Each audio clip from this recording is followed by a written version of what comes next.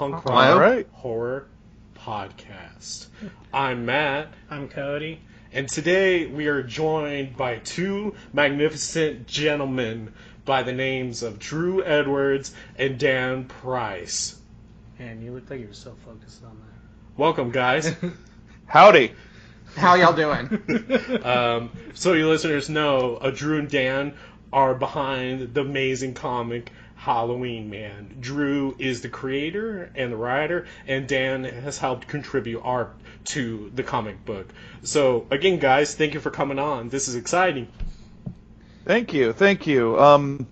I want to be specific because Halloweenman is a comic book that has been around in a lot of different forms now for nearly 18 years. And I've worked with a lot of incredible people. Dan is somebody that I am collaborating with on a special issue called Halloweenman Bat City Special. It is called as such because it is an all Austin artist issue, because we as you might not have been able to tell by the fact that I led with howdy and Dan followed with a how y'all doing. We are from Texas, y'all. And so we're doing a Texas Pride issue, so to speak, with all Austin, Texas artists, of which Dan is one of the many wonderful contributors, and we just launched our Indiegogo this week. So Dope. So what is Indiegogo for our listeners who might not know? Indiegogo is a crowdfunding website. It is similar to Kickstarter. However, Kickstarter I have some issues with, because with Kickstarter, if you don't raise all of the money, you don't get any money. Whereas with Indiegogo, really? Yeah, that's my understanding. Whereas Indiegogo, if you raise just part of it, you still get part of the money you've raised. And I'm not going to put myself in a meat grinder for 2 months, on social media and not have anything to show for it. So God bless Texas and God bless Indiegogo. Yeah, because I went on Kickstarter before, and it said that you do keep all the funds that you made, even though you don't reach your goal. So that's pretty disheartening. And maybe I'm wrong. But I when I was researching crowdfunding things, Indiegogo seemed to be the best way to go. But that is what we have chose to go through. Cool. Right on. All right. So yeah, let's delve right into it. So what is Halloweenman? What's the story of Halloweenman, and how did you guys come up with it? Halloweenman is best described as the weird adventures of a zombie superhero and his sexy mad scientist girlfriend. They live. I saw the girlfriend. Yes. They live in a retro-futuristic city called Solar City. It is also in Texas. They battle monsters. They've battled everything from the Loch Ness Monster to the Invisible Man to space dwarves to vegetarian vampires. It's a very quirky comic book. It's got a sense of humor about it. It's filled with references to pop culture, particularly horror and sci-fi movies, because that's really my wheelhouse. Cool. Perfect. So yeah, that's something that was definitely apparent when we were researching and looking up your comic book. Is definitely it's not normal, and I think that's the biggest thing about it. And we mean that in the highest of compliments, because it definitely comes off and looks like a comic book where you guys are literally just having fun with it and do whatever you want with it. And another thing that's really cool about it is you kind of take it away from normal what's expected from comic books. And the reason I say that is because the girlfriend, she's not what we've expected to see with just because, when you look at Miss Marvel and Wonder Woman, you see the very thin, almost scarily thin figures. And then when we see this one, it's a lot more refreshing. It's a new take. It's something that's more relatable, and it's awesome. It's awesome that we see that. Are you referring to the fact that Lucy is a full-figured lady? Yes. Yeah, that she's more voluptuous. I love my full-figured ladies. And so I noticed that right away. I was like, oh, damn. But I loved how you danced around that. Like, that was beautiful. That was good. With the voluptuous is beautiful. With the climate that we live in, it's hard to say the right word at the right time sometimes. Yeah. I understand and I appreciate your candor, but yes, Lucy is a plus-sized woman, and that's something we've definitely gotten our fair share of notoriety for. And, I'm all about bucking the system. Like, I didn't get into this business to play it safe. I didn't get in this business to do everything that everybody else is doing. I got into it to stand out, to be different, to be kinky, to be weird. And, otherwise I could just be working for Marvel or DC, and that's fine if that's what you want to do. But I wanted to reign if you did. Yes. And, there's a lot of, there a lot of people out there that wanted to see a character like that. And, I'm glad that we've sort of filled a niche, and frankly, women love her because they find her relatable, and frankly, there's a lot of men out there that find more full-figured women attractive, so they're happy to see a plus-size woman in comics that isn't walking around wearing a tent, or a muumuu, and is played as a joke. And they're happy to see a plus-size woman that's not a fat joke. So she's actually in the limelight instead of like you said, a joke on the side. Yes. I would have to say, Drew, God bless you, Drew Edwards. God bless you. God bless me. The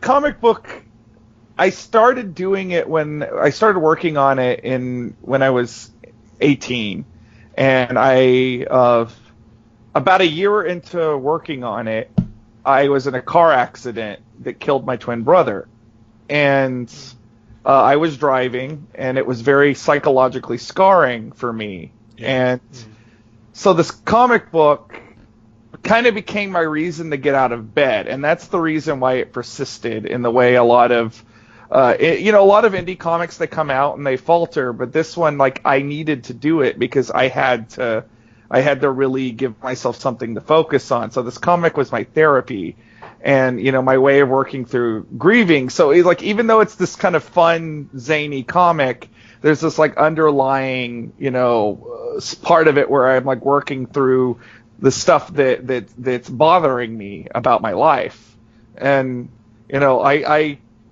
if there's one key message of it, and this ties into what I'm just saying, and it ties into the Lucy thing, and it ties into everything about it, is that it's okay to be different. It's okay to be outside the norm. It's okay to be weird. And that's really the consistent message of the comic. And we're full support of that. Yeah. I mean, we're the Punk Rock Horror Podcast, and I do want to apologize if I offended you guys by kind of dancing around getting to the point. So. You didn't offend. You didn't. Yeah, I was just joking around with you, man. I think it was great. That's just Dan, guys. Yeah, I'm sorry. Let me apologize in advance. It was more me that I felt oh man, I should probably say something. Look, real quick, let me just say this. The Lucy character is beautiful. Okay, number one. Number two, I know what you were trying to say. And number three, it was funny as hell. So I just had to take advantage of that. You said have fun with this. So, I did. So, we obviously want to continue learning about the comic, but I do want to ask one more question about Lucy. Since we do live in a more kind of climate where you can offend anyone at any point on anything, did you get a lot of pushback from females or even males who read your comic who think that Lucy's portraying, an entirely different view, saying that's unhealthy, or saying like, being full figured's unhealthy. Did you run into anything like that? A little. Most of the feedback on Lucy was positive. There were some people that did not like it. That they said the same thing. That the same sort of stuff that you were just saying. But for the most part, like, people seem to really like the character and they think it's a positive character.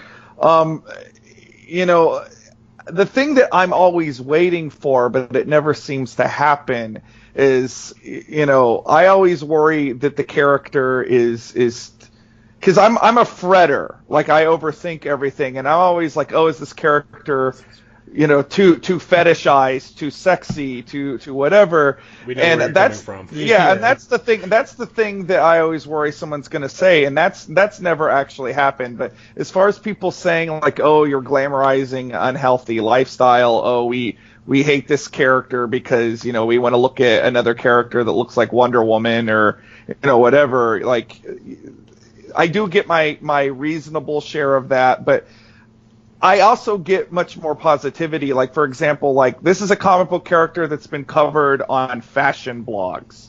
How many comic book characters can say that? So really? I feel like Lucy is an ambassador for the comic book industry in the way all these other characters are not, because she is different and she stands out. Well, and I'm pretty sure Cody agrees with me on this. What I think was really cool about it, what we think is cool about it, is that it promotes what you're saying, is that it's okay to be different. Mm-hmm. And growing up, I understand that there's a pressure kind of put on girls, to stay a certain figure and eat certain things. But there's also, on the flip side of that, for guys, like, saying you have to be very masculine, you have to be very muscly, that's the only way you can look. And so when we see... I was going to say, because I'm a fluffy guy. Yeah. And so when we see characters like Lucy, it's so refreshing, because it's like, yes, like, this is something that can be a thing, because, comic books are supposed to be fantasy. They're supposed to be this awesome fantasy we can delve into. So we should be able to have a full-figured character that we can just delve into and just be like, that's me. I get it. Yeah, relate to that. Well, person. I want to zero in on your comment about, like, perception of masculinity, because, like, the Halloweenman character, Solomon, I feel like he really plays with that, because, one, first of all, he's not attractive, obviously. He's a zombie. Half of his face is Malta-meal, like... to some people. Yeah, well, no judgment, no judgment. But shout out to our necrophilia fans out there. Well, I did get that letter once. But, no, I'm not even joking. I got a letter from an angry parent saying I was promoting necrophilia. Oh my god. Oh my god. You guys have become officially even cooler. But the idea of, like, you have to be super gruff and super masculine 100% of the time, that's something I feel like the Solomon character actually addresses a lot, because while he is this sort of, a lot of him is from me and, my personality, and while he is kind of gruff and a little bit rough around the edges at times, like, there's this underlying layer of sensitivity there. And, I think that's something that is worth noting, because, again, it's not your typical, he talks about his feelings a lot more than I think you would ever see Batman or Superman do. Like he, even though he is a very kind of tough, masculine guy in a lot of ways, like, he's also very sensitive. So I feel like I got my bases covered as far as turning gender norms on their head a little bit. Yeah, right on. I mean, you got our support, Yeah. in thresholds over here. It's badass. Sorry. Badass. Badass. And it's so fitting that you guys are on, the Punk Rock Horror Podcast, because we're all about breaking down, norms and what's expected in the podcasting community and, just doing our own thing. I mean, I guess that's what every podcast does. But to have comic book creators come on and be like, fuck it, we're going to do what we want, and we're going to draw what we want, and if we build it, they will come, and they have. Maybe for some in different ways, but they still have. I mean, got to get those necrophiliacs. So. All right. So moving forward, so Dan, this one's directed towards you. So, where do you get your inspiration for the art? What has inspired you, and what's kind of molded your style? I think I always try. So for a living, I'm a creative director for a marketing company. Okay, so I work with different clients all the time, right. And I try and take that mentality when I go to any different story I'm working on. I like to draw the way I like to draw, but I think the artwork needs to fit the story. And if you look at what I'm doing in Bat City Special, you were talking about Batman earlier, in Halloweenman, Bat City Special, it's a very different push from what the rest of the stories in the book are in this. It's a completely different vein. I have probably the most horror-based story in the comic compared to some of the other stories, and Drew can go into more about those. But I really try to bring a horror and noir feeling to this subterranean fight that Halloweenman has, as he's actually going for a kill that night. A lot of the Halloweenman stories, they're stories of Lucy and Halloweenman together, or Solomon, Halloweenman, together. But for mine, you're seriously just seeing him go in and try to find a kill and to feed. Yeah. And I've read a lot of Halloweenman in the past. I've never seen anything quite like that. And so when Drew was handing out assignments, I was like, yes, please. So I really tried to bring that. Yeah, and that one's Dan's because I don't draw that kind of stuff normally. I mean, Drew knows me. We've known each other for a few years now. I'm used to drawing a guy with a rubber on his head fighting crime. So for me to be able to do something that's got the comic. He does a comic called The Latex Avenger. Oh my god. We're looking that up after this. Yep. Yeah. I'm going to be reading tonight. I'm used to doing latex, and so when you're used to doing something that's a lot more, pop, goofball, stupid, I can go into, but I wanted horror. I wanted something that was going to be shadows and light. I wanted to see hard boiled. I wanted to do something that you would have seen in, Sin City or The Watchmen, and that's what Drew gave me. And that script was a gift, honestly, because I really got to play with art styles that I've never gotten to work with before. So I've had a lot of fun working on this book. It's really fun hearing how you talk about it, because you can hear the excitement in your voice. Yeah. Like it makes me think of Guar, in the sense that one of the guitar players who passed away a few years back was a fan of the band, auditioned, and they brought him in, and he was always excited to play. Whenever he talked about the band, he was always excited, and you could hear the same excitement in your voice, and that's very appealing, and it really makes the case even more so for this comic and why it's such a unique read. Sweet. So we're touching on horror now, and so here's the next question for you two.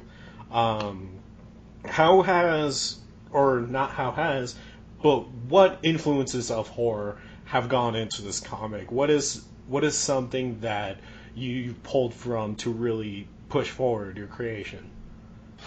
My influences as far as horror goes tend to lean more cinematic.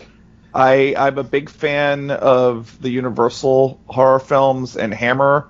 Those are probably the first things that I really gravitated to when I was a kid. Mm-hmm. Yeah. Wolfman was always my favorite. Wolfman is definitely my favorite. I have a certain affinity for the Wolfman. Yes. But the other stuff that I more contemporary or probably more appealing to people in my actual age group. I'm a big fan of the Sam Raimi Evil Dead movies. Oh, yes. And I love Friday the 13th. I actually have a Friday the 13th tattoo. Why can't we ever hang out? Like, I'm sorry, I don't mean to cut you off, but the thing is that on my forearm, I have Evil Dead 2 tattooed on it. I have Ash with his chainsaw, and Jason is my go-to slasher. I love Jason. He's the best. Mine's The Sultan of Slaughter, Jason Voorhees. And my all-time favorite movie, even though it's not specifically horror, but it's definitely a movie that looms large in terms of kids who grew up in the 80s, is Ghostbusters, and that was one of the big things. Yeah, that was one of the big things that made me want to do this comic, because prior. Anytime there was somebody fighting monsters in the old movies, the movies that I was first exposed to, it was always, Professor Van Helsing, and, he was, he had to use crosses or holy water, and it was usually like an older man. And then all of a sudden, I saw Ghostbusters, and these guys are nuking ghosts with laser guns. And, and then it was funny, and that kind of blew my mind as a kid. And I wanted to be a Ghostbuster I wanted that to be my job. It bummed me out when I got old enough to understand that that's not an actual job. Yeah, right? That's so sad. Oh, man. Yeah. I felt the same way when I realized I couldn't fight demons for a living. So that's really the stuff that's kind of gone into Halloweenman. Halloweenman himself is definitely drawn from that sort of misunderstood monster of in the universal vein, but he's got the appetite for flesh that comes with being like a Romero zombie, right, or something. Like, I never wanted this character. A lot of the times when you have comic book characters that are monsters, like when I think of like Hellboy or like Morbius or even they often look scary, and this isn't totally a knock, but they don't really ever get into the really ugly side of what being a monster would be. So with this character, I wanted there to be this sort of dichotomy of, like, sometimes he would seem like this really nice guy who just wants to do the right thing, and he seems really sweet until he starts chewing somebody's nose off. I mean, that's usually where you probably should draw the line. That's where it's like, you're not as nice as you say. I knew a guy like that, but it was all bath salts, I'm telling you. Every day with the dude, he's just like, can we do bath salts? I was gonna say, just from you talking about Morbius, did you ever read the Marvel Zombies comics? Oh yeah. Yeah. I am familiar with the Marvel Zombies comic, actually. Because just how you're talking about it, reminded me of the Marvel Zombies 3, I believe, where Morbius and the Monster Men had to go kill the zombies. Oh yeah, that was kind of juggled some comedy with tragedy and everything. Morbius was kind of the more tragic out of all of them, but then you have the Wolfman, who's the southern hick and super comedic for it. I thought the cleverest thing in that whole deal was when the guy, the werewolf by night, the werewolf gets bit by one of the zombies. They keep him from turning into a zombie by letting him turn into a werewolf, because of course a werewolf can only be killed by a silver bullet. So there you go, a werewolf can't get turned into a zombie. I thought that was very clever. I thought that was pretty. I love if you're when they're playing mix and match with genres like that. I feel like you have to have little clever bits like that. Yeah, that was probably my favorite part, because I was so heartbroken when he got bit. I was like, no, Of course, a werewolf. How about you, Dan? How has horror influenced you? In this particular story or in life in general? I mean, both if you want. Well, I walk around with a hatchet like most of the time. No. You too? That was me. That was me. No, in this particular issue, well, first of all, I am a big Universal Monsters person myself. There's something about the lighting in Son of Frankenstein that just pushes that one over the edge for me amongst the others for some reason.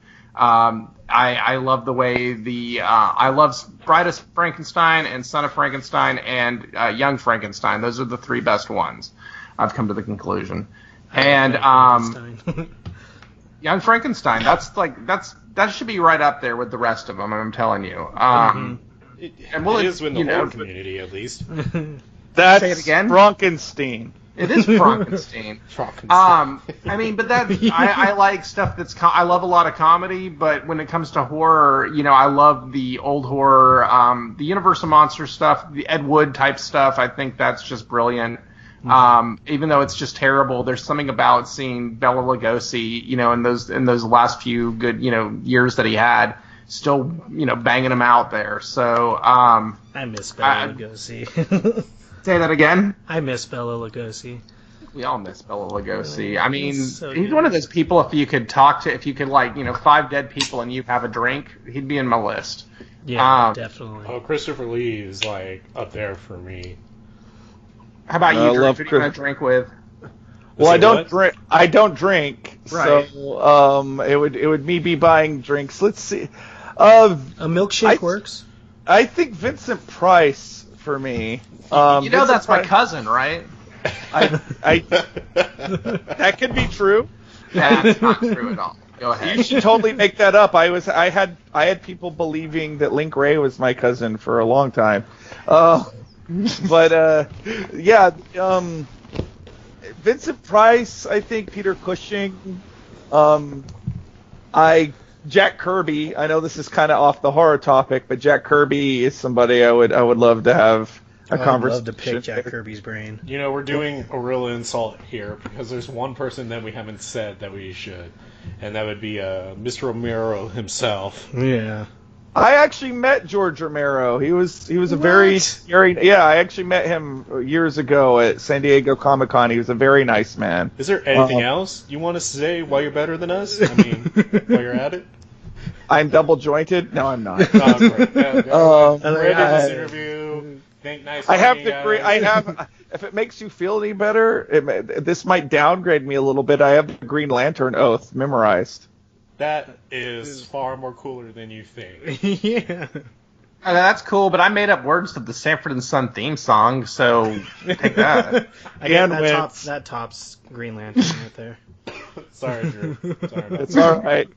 He'll just have to beware my power. All right, well, you'll just have to... Dun, dun, dun, dun, dun, dun, dun, dun. Never mind, okay. What are the words, Dan?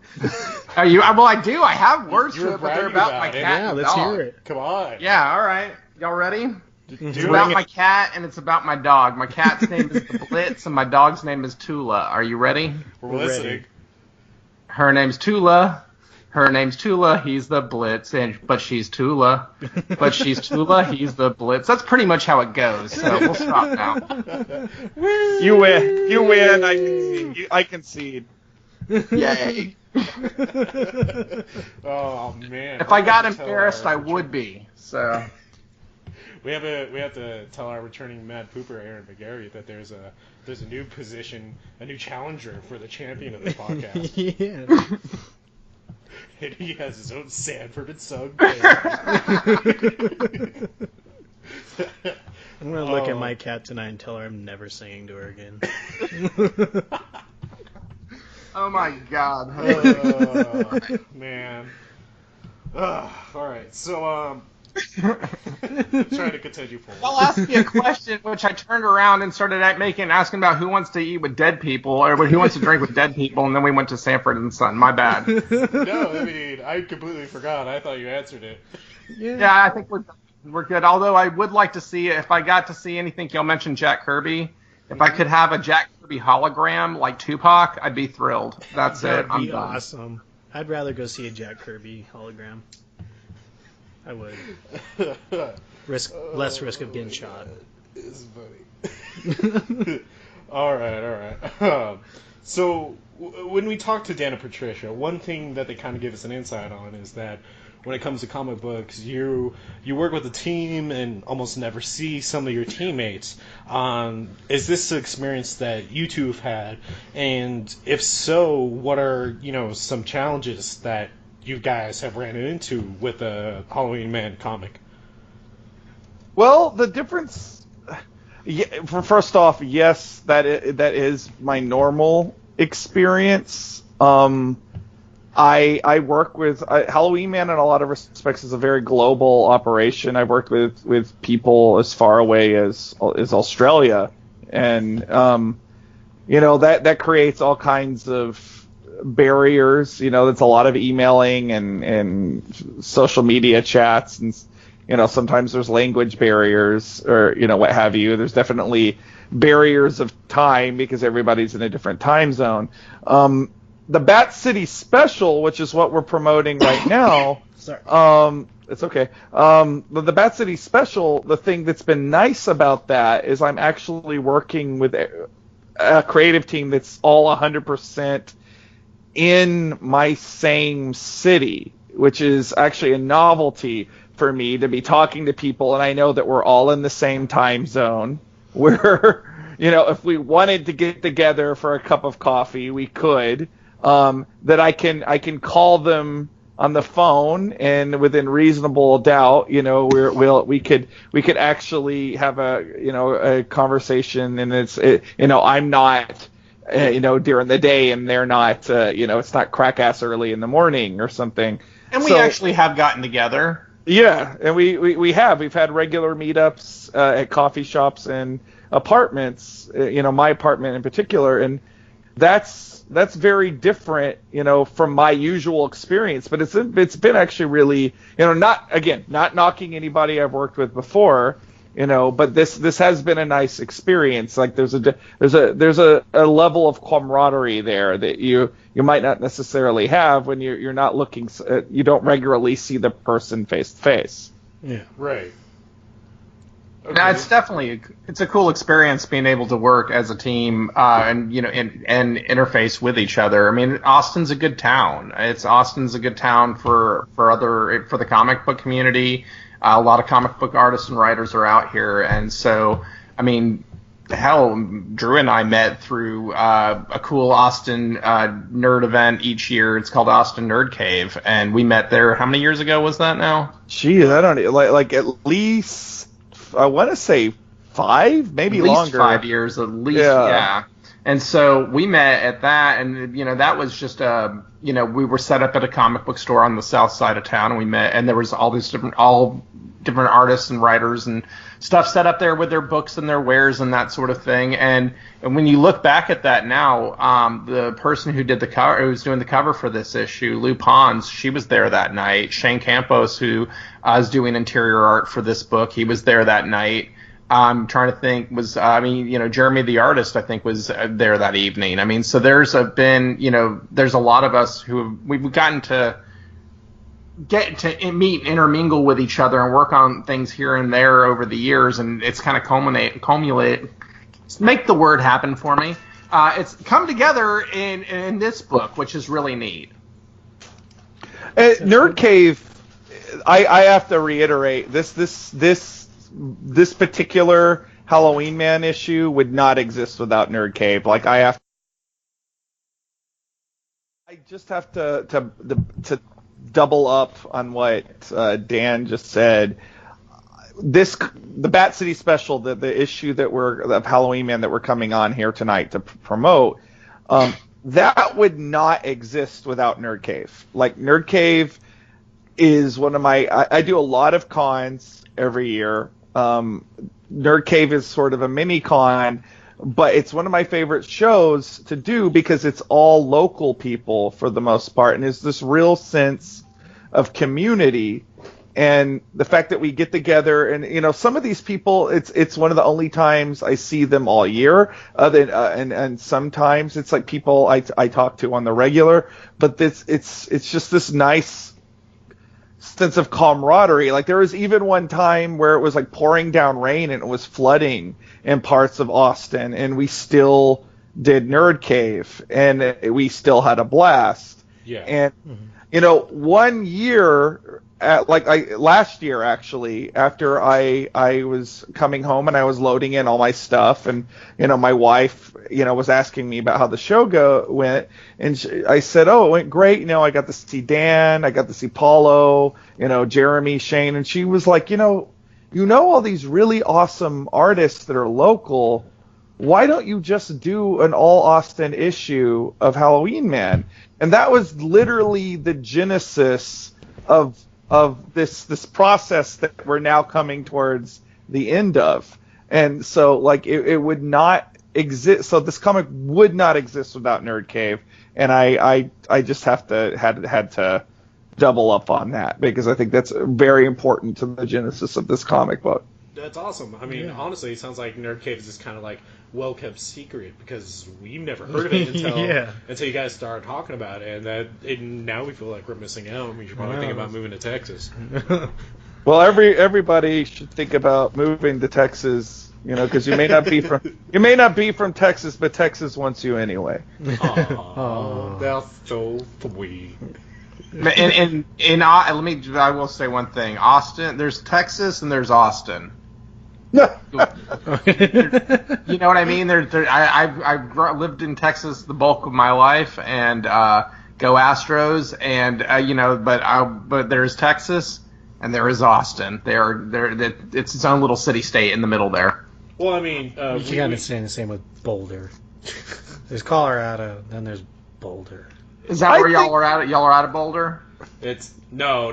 Thank God. We're from Lakewood originally, and Cody now lives up in Foco, which is short for Fort Collins. Okay, gotcha. Yeah, I think the thing is about Texas is so big. There's like a lot of different kind of There's the larger Texas culture that is kind of shared everywhere. But then there's the variations depending on which region you're in. And I think honestly the movie that describes this the best is there's a bit in the opening sequence of the movie Bernie where they go over all the different regional cultures of Texas, and I was like, just that one bit of that movie. I was just gonna say that's the one with Jack Black, right? Yes. Yeah, that's what I was thinking of too when you were talking about like how big Texas is and how it's divided up. I was like, this sounds like just like how they described it in the movie Bernie.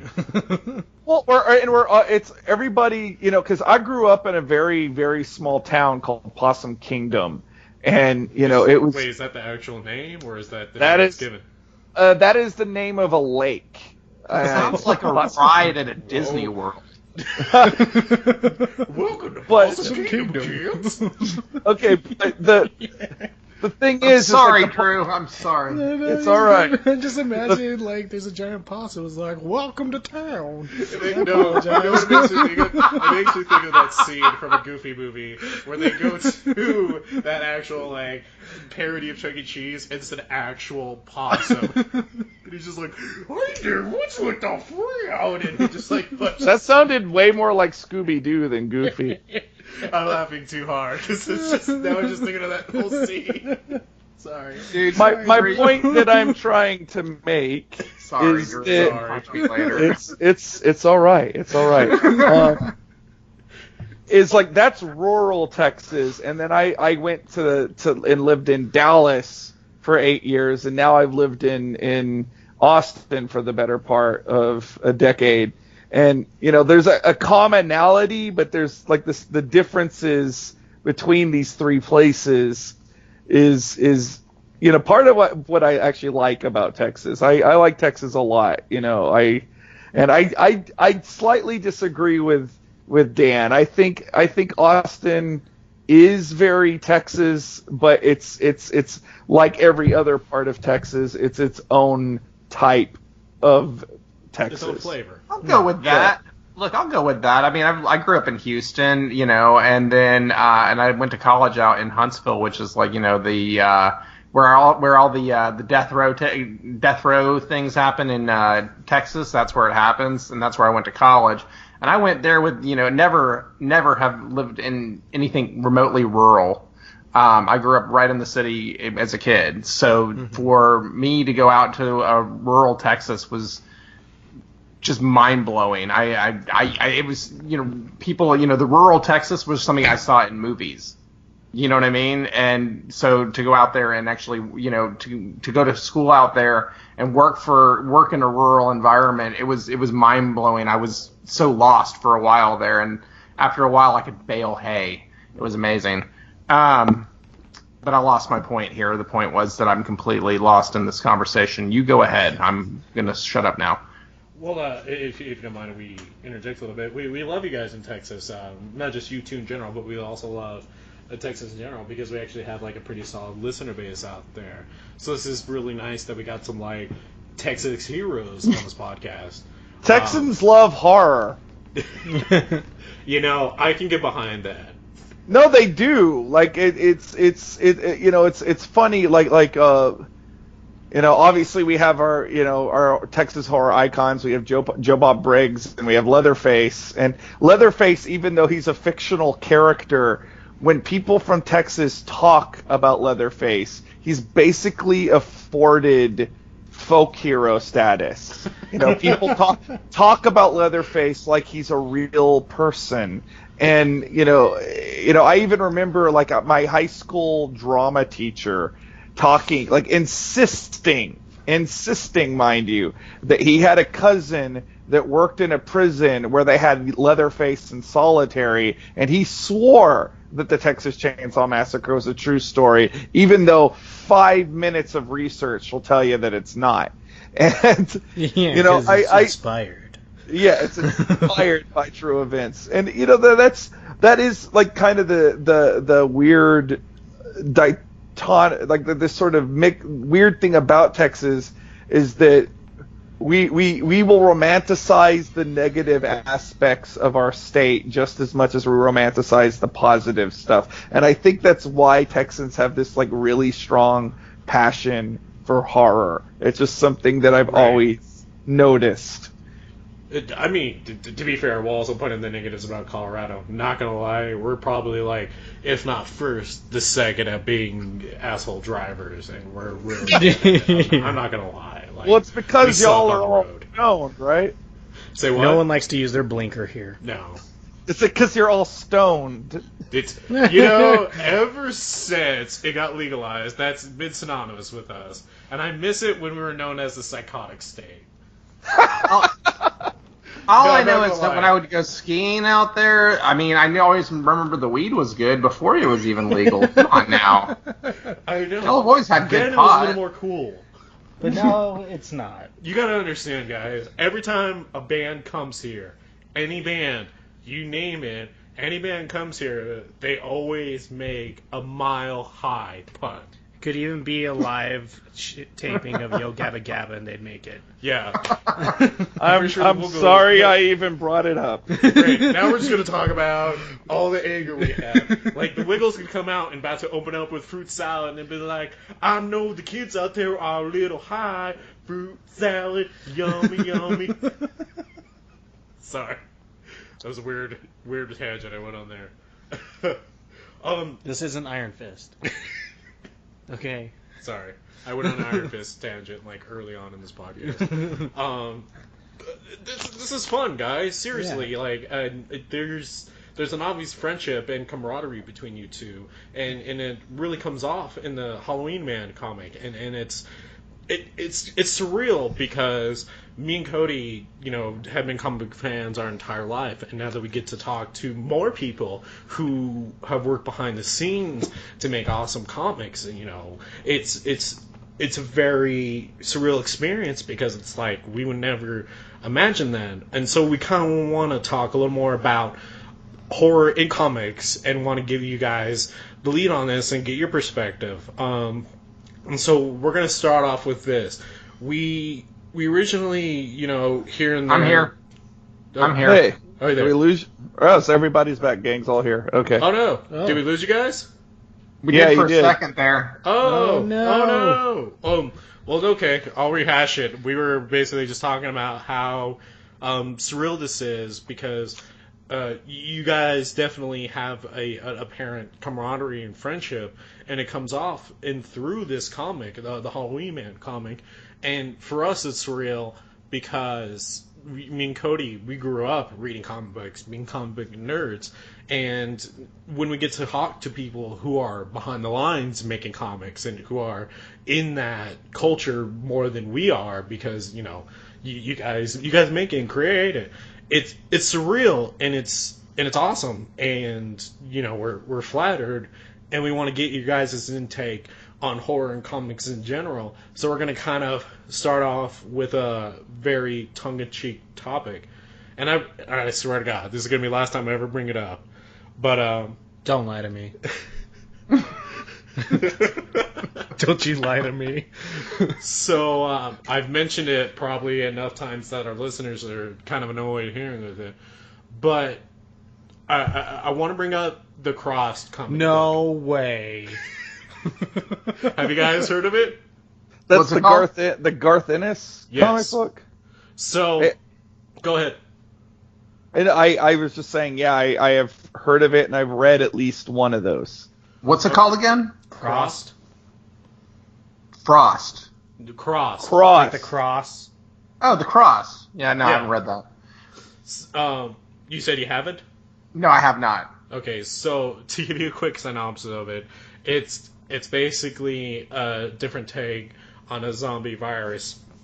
In a sense, basically, this virus takes over all of humanity, gives everyone a red rash on their face that looks like a cross, and makes them commit the most heinous things they've ever wanted to, such as rape, animal abuse, murder, slaughter, maiming, anything you could think of. And the reason I want to bring this up is because I want to ask you guys, do you feel like the Cross series takes that line too far when it comes to horror by showing depictions of Yeah, because it shows like all of it. showing depictions of So- necrophilia. And, So what you're asking us, if I'm understanding, is do we think something can go too far? Yeah. Yes, and do you think Crossed is a good example of something that goes too far? We haven't read it. I have read it, and I only read the first one. Like I am not, and I like I said, like I wouldn't say like I'm a super fan of it, but like okay, so my whole thing is about art. Is I feel like, and this might be an unpopular opinion anymore. I don't know, but if you don't like something, you just don't have to read it. Like that's the beauty of being an adult. Now, the flip side of that is that I do think it is mature to let people know what they might be getting into. Like if somebody were to say, hey, I feel really unnerved by images of cannibalism, I would be like, okay, maybe you shouldn't read my comic because that's a thing that happens. Right. So I think that what you're asking is kind of a two-tiered question. Like, I think in art, I think you really shouldn't try and limit people, but at the same time, I do think maybe letting people know what they're in for ahead of time is also maybe the ethical way of going about it. And I guess that's why the rating system exists. But I personally, like, I'm pretty hard to offend. Like if I'm reading something and I'm like, oh boy, this really isn't my cup of tea. Like for example, I don't particularly care.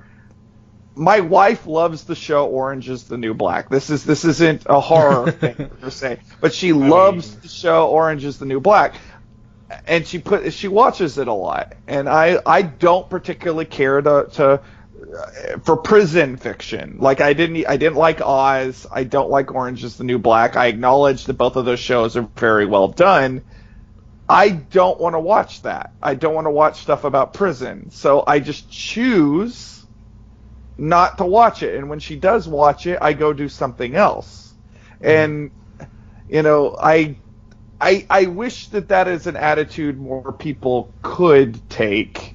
Right. Because not everything is for everybody else. You know, like when you make something, sometimes you're making it for a niche market. But not everything is going to be for everybody, and it's not going to be everybody's cup of tea. Sorry, go ahead. No. What were you about to say? I was just adding on to it, saying, you know, there's a reason why Pepsi exists, even though Coke's already readily available. Mm-hmm. Exactly. Because that relates to what we were talking about with Aaron about like the snuff films and everything. How about like maybe they should put like a little more of a warning, so like if someone's a little more unnerved about saying stuff. I think it was like 4 or 5 episodes ago. Yeah, we had a whole episode centered around snuff content and snuff films, and well, that's a little bit of a different situation. Well, yeah, no, it's weird. A legal boundary. No. We're talking about like you know, the Last House on the Left. Oh, so you mean like hardcore, like slasher kind, not really slasher, but like the rape scene. It's something that could happen. Yeah, the movies that teeter on becoming like snuff films, or give that effect. Mm-hmm. We talked about, you know, how better they could give a warning, because I made the case that I watched the Spit on Your Grave remake.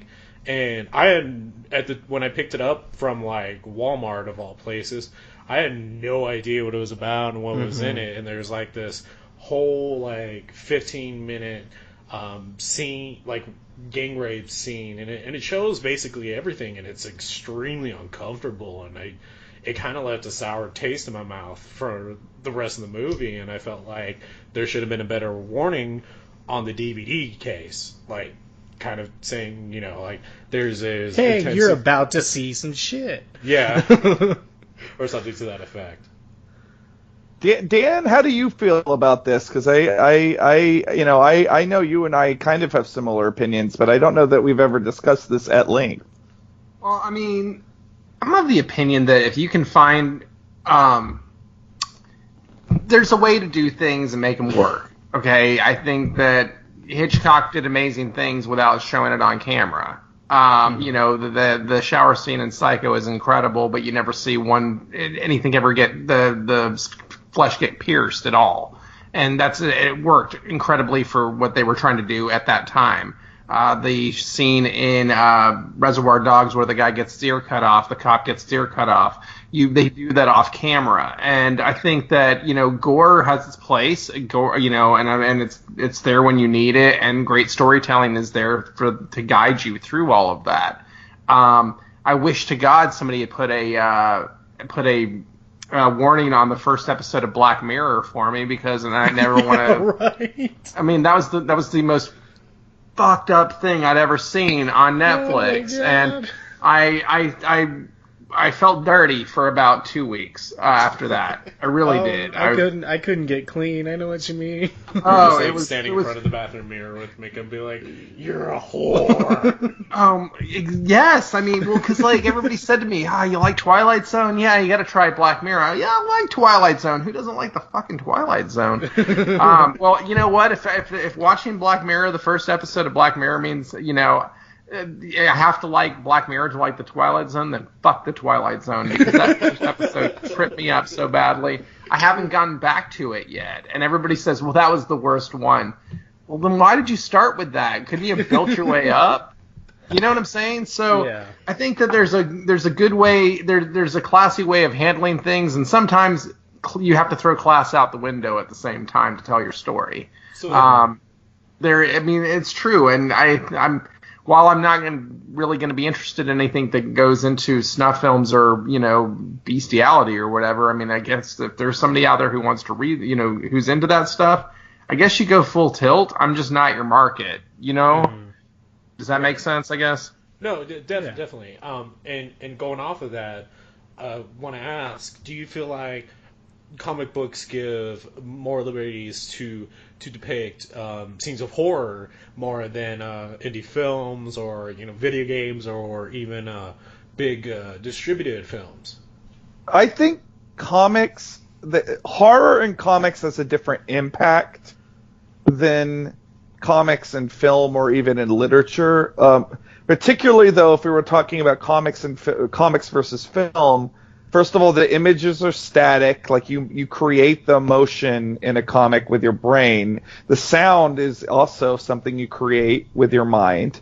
Right. And so, like, you have to almost be more psychological about it. Like, one of the scariest comic books that I've ever read was an old Alan Moore issue of Swamp Thing, where it's about this flooded city in Louisiana where there's vampires under the water, and there's this opening scene where this kid goes skinny dipping and he gets drained by these underwater vampires in like 5 seconds flat, and it's like all the alternating perspectives between the kid and these vampires, and then the last panel is this chubby kid floating in the water, and he looks like a carton of milk practically. He's so pale all of a sudden, and there's very little gore in that, but it's incredibly psychological. Like jump scares don't work in comics. Jump scares are a big thing in horror movies. You can't do that. Steve Niles very famously said, like, the only way you could do a jump scare in comic book is if you could somehow spring load an axe into a comic book. Oh, this is a really good thwack. Yeah. So I think horror in comics tends to lend towards, like, again, psychological horror and also weird imagery. Like, there's, this isn't specifically a horror comic, but like the Grant Morrison, Richard Case run on Doom Patrol has a lot of incredibly weird images of like insects crawling out of people's, backs, and, guys with scissors for hands, and, like just weird images. And that's always, with Halloweenman, that's always something I've always kind of veered towards, is that I know I can't do like the sort of shock horror that I like in cinema, so I just kind of try to bombard people with weirdness and, and kinky ideas, and maybe I can get under people's skin that way instead of, because I know like gore is fun in comics, but it's only going to be as effective as how much depends on how much the reader gets affected by images of gore. But because again the images are static, the impact isn't the same. And I don't know how, Dan, you're an artist, you might feel different about it, but as a writer, that's definitely where I come at it from. No, I agree with you. I think that the psychology of the whole situation is far more important. I believe that content is king. That without a great script, there is no great art to go along. I mean, you can make great art, but it doesn't go along with the story. You need that. And so we're, as an artist, I'm very dependent on a good writer to give me something to work from. So one of the freakiest things I've ever read in a comic book would have to be, well, first of all, like, if you ever looked at anything of Bernie Wrightson's artwork, whether, his Frankenstein work in comic book work is incredible, and everything that he did, he brings the eerie like no other in a classical way, or then there's like a Mike Mignola with Hellboy or something like that, who brings a different tone of horror to it. But Walking Dead, there was in the Walking Dead comics when what's the guy with the Frank Grimes finds the Rick Grimes, whatever. Yeah, Frank Grimes was the guy from The Simpsons. Rick Grimes was, grimy. Yeah, okay. So Rick Grimes. Off Walking Dead with Frank Grimes instead. Because I'm that Homer would have been Simpson. so badass. Homer Simpson and Rick and Frank Grimes, out there doing that. Oh, that'd been great. But he would have gotten killed, say, in like the first episode, though. I know, because I won't die because I'm Homer Simpson. And gets electrocuted. Grimy. Okay. That's great. No, but Grimes finds a phone that's not plugged into anything, and he thinks his wife is calling him, and it's after the wife and the baby had gotten taken. They're lost from each other, and it's him and just the son, and he's going nuts. He's absolutely going nuts, and he's talking into this phone where he thinks he can talk to his wife. To me, in a book like The Walking Dead, that was one of the scariest things in that book. And I'm not saying it's not a scary book because they did a good job of that. But it was that kind of feeling, that the psychology of the situation, the way it was drawn to go with the script. It was scary and it was sad and it was beautiful for that reason. Yeah, because you could relate to it, like, absolutely. in a way. Because, like, thinking about that, it'd be woof. Yeah, if my wife was taken away from me by zombies and I was left with an old telephone, I'd be trying to call her too. I mean, seriously. It's the vulnerability of the trauma and how they depict the trauma that really takes the cake in that scene in the comic book. Yeah. It was beautiful. I mean, it was beautiful, but it was beautiful because it was so sad, and it was sad because the entire idea wrapped around it, that was the horror. Mm-hmm. Yeah. No, I think it's when we delve into more the vulnerabilities of what makes the human psyche and how easy it can break and snap. That's when it becomes far more terrifying, because you can draw up and you can make a terrifying monster or a serial killer or a ghost or what have you.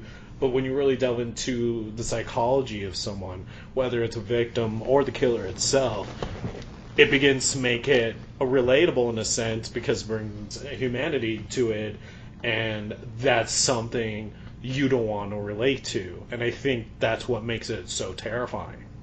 Well, you also bring up an excellent point by talking about the vulnerability aspect of it, because there's really in comics with horror, there's a lot of what I always call Halloweenman specifically is, I call it a weird adventure comic, because while it's got this horror aspect to it, Halloweenman as a character is not going to seem as vulnerable as, say, a normal person in the same situation, because he is he is also like the monster, the monster in a horror story. He is the other. He is actually a predator of monsters. He eats other monsters. And I think that's something that's also true of Hellboy. That's true of Blade. These characters that, you never feel, like when you watch Buffy the Vampire Slayer, you very rarely feel worried for Buffy, because if a monster attacks her, she's going to beat the crap out of that monster. And, obviously I do a comic that's kind of in that vein, so I'm not knocking that, but like true horror, the very scary horror, the stuff that really, works best, is there does have to be some sort of undercurrent of vulnerability. And I think that there's the sort of action horror that is very prevalent in comics, because we do it very well, and comics can do action so well, and they can do the absurd very well. But like the comics that can really be scary often aren't centered around these sort of larger than life characters.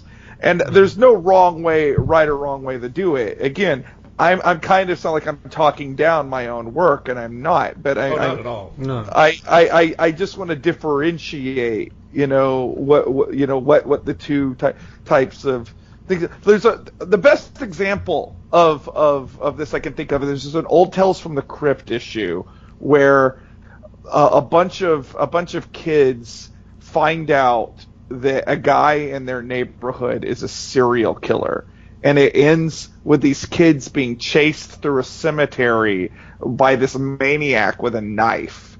And, of course, you're immediately worried because these are children being chased by an adult lunatic. And then the end of the comic is that the serial killer trips and breaks his neck on a headstone. And again, that's even vulnerability that we've now distributed onto the antagonist. That's something I think that's very important to horror is vulnerability. Mm-hmm. I agree. Dan, do you want to add in on that?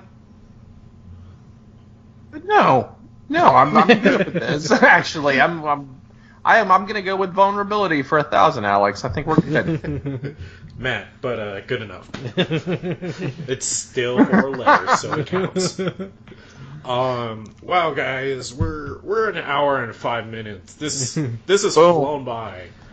And it has been absolutely fun and hilarious and all good things around, basically. Mm-hmm. So before we close out the show, Dan, Drew, where can everyone check out Halloweenman, and where do you want our listeners to go?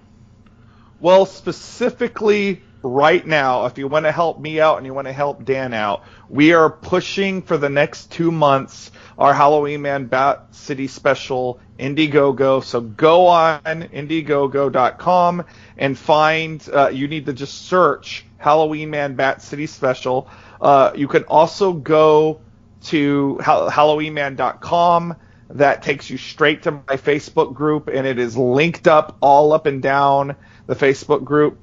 And, of course, Google Halloweenman. And if you just want to read some Halloweenman, like you don't want to wait for the Bat City special to be out, the quickest, easiest way to read Halloweenman is go on to Comixology and search for Halloweenman, and there's issues upon issues of Halloweenman on Comixology. Yeah, that's actually where I picked up a couple of your issues with Comixology, and you guys basically got it for stealing on there. There's some great issues on there. I started reading a couple. I agree. Comixology is a great place, so I'm just adding in my seal of approval on that. Dan, how about you? Well, as far as Halloween Bat City Special, it's just like Drew said, check us out on Indiegogo. You can find me on Instagram at Danomite139. That's DANOMYTE 139. And you'll see me posting Halloweenman stuff over there, as well as stuff for Comic Jam, Guano Guy, other stuff that I'm working on. Latex Avenger. There it is. And then, yeah. And then, can I say it one time, Drew? Can I say my Latex Avenger line? You can say it all you want, baby. All right.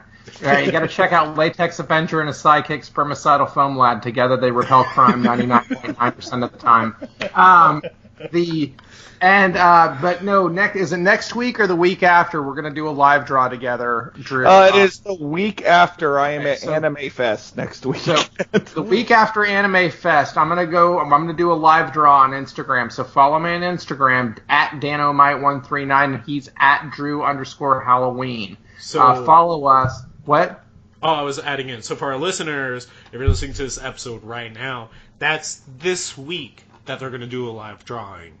All right, so we're going to do a live draw. So follow me at Danomite139. So I'm going to do a live draw. Drew's going to jump in on the live stream with me, and he's going to field questions while I'm drawing, and we're just going to talk comics. We're going to talk Halloweenman. We're going to talk Indiegogo. We're going to talk baseball if he lets me. So we'll talk horror, whatever anybody wants to talk about. We're going to be live. I'm going to be drawing. I'll probably talk about Ghostbusters at one point. Well, definitely. We're always got to talk about Ghostbusters. The flowers are still standing. Yeah, so who are you going to call? Ghostbusters. I had to say it. Yeah. So you heard it, listeners, and we're going to include all those links in this episode's description.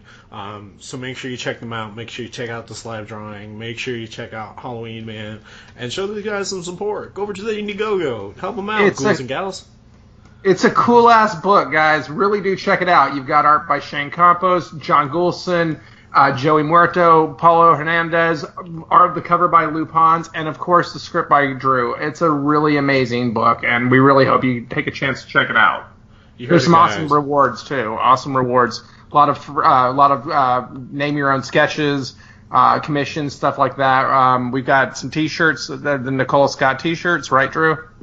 There's a Chandra free T-shirt available right now. If we reach our stretch goal, this week, if we reach our stretch goal for this week, which is only a mere $500, one of the perks that is going to be unlocked is, so probably by the time you listen to this, there will be a Nicola Scott T-shirt unlocked. So, y'all are hearing it. Y'all are hearing this in real time, guys. So throw some money over there to make sure we can all get the Nicola Scott T-shirts. Okay. Yes. We're depending on you.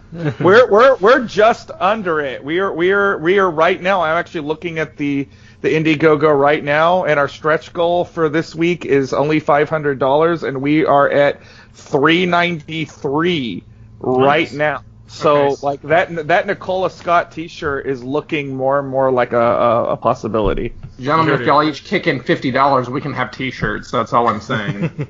This is why we can have nice things.